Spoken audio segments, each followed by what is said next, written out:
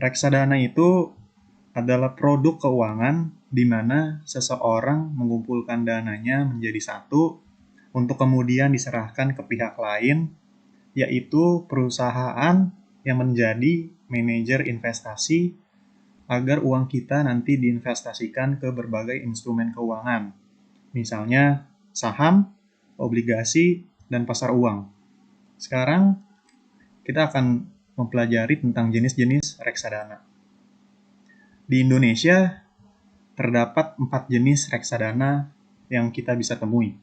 Yang pertama adalah pasar uang, di mana uang kita yang kita investasikan nanti akan dikelola dan diinvestasikan ke instrumen keuangan deposito dan sertifikat Bank Indonesia. Lalu yang kedua, reksadana pendapatan tetap, di mana uang yang kita investasikan akan dikelola ke dalam obligasi atau surat hutang. Lalu yang ketiga ada reksadana saham, di mana nanti uang yang kita investasikan akan dimasukkan atau dikelola ke dalam saham. Nanti akan terjadi manajer investasi kita membelikan berbagai macam saham yang akan memberikan return yang besar kepada kita. Lalu yang keempat ada reksadana campuran, yang terdiri dari reksadana-reksadana sebelumnya. Nah, kenapa sih kita tidak menginvestasikan sendiri aja?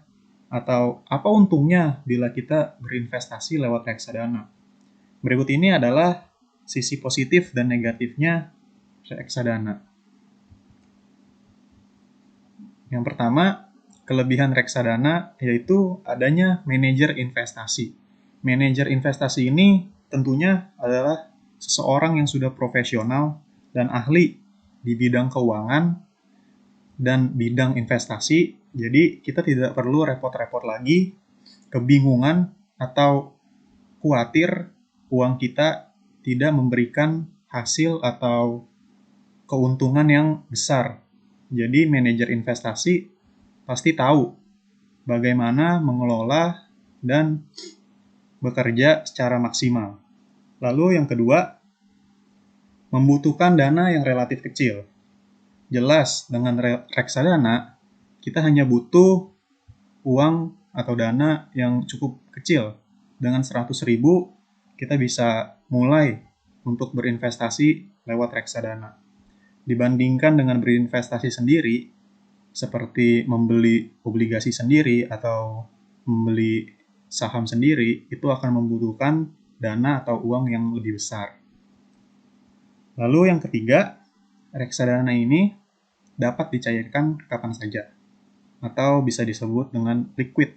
Jadi ketika kita membutuhkan dana darurat atau kapanpun kita ingin cairkan, reksadana ini dapat dicairkan dengan mudah. Lalu kita masuk ke dalam kekurangannya reksadana. Yang pertama adalah adanya biaya untuk manajer investasi.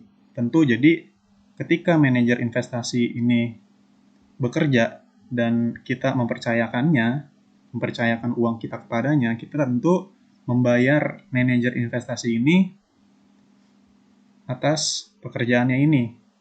Jadi bisa ada 1 hingga 3% untuk pembelian reksadana yang kita lakukan, dan bisa 0,5% sampai 1% pada saat kita menjual reksadana kita. Lalu yang kedua, kinerja dari manajer investasi yang tidak sesuai dengan harapan kita. Ya tentu kita semua mau kalau investasi yang kita lakukan di perusahaan manajer investasi ini menguntungkan. Jadi terkadang manajer investasi yang kita percayakan ini bisa saja bekerja dengan buruk atau tidak sesuai dengan harapan kita. Inilah kekurangan dari reksadana. Jadi mungkin sekian itu saja yang dapat saya sampaikan tentang reksadana.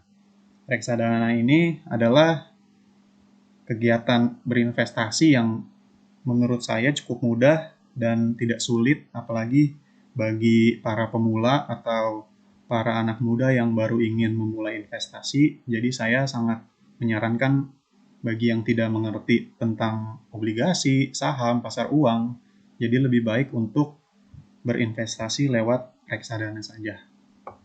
Oke, jadi itu saja yang saya sampaikan. Terima kasih atas perhatiannya. Semoga bisa bermanfaat. Terima kasih.